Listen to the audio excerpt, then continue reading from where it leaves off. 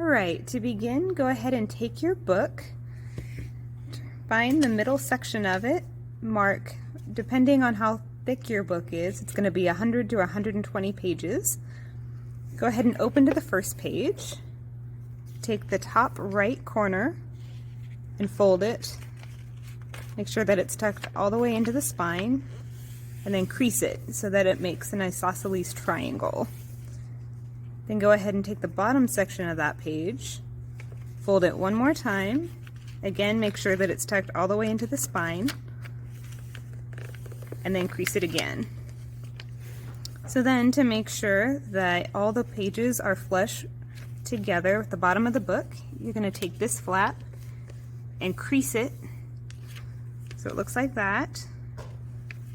Open this back up and fold that flap in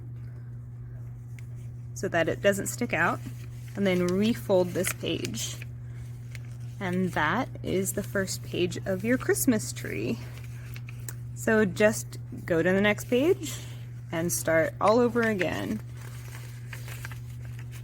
Fold it so that it's into the spine, crease it, take it, fold it one more time, make sure it's into the spine, crease it, go to the bottom, crease it against the bottom of the pages, open it, fold it in, fold that back together, and you have your second tree.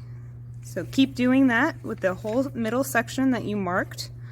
Once you're done, you should have enough pages that the book is straight like this.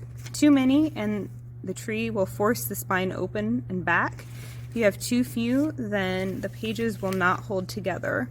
So just kind of eyeball it and see what works for the size book that you have. And after that, you should be ready to put on your bow and beads and silhouettes, and you're good to go.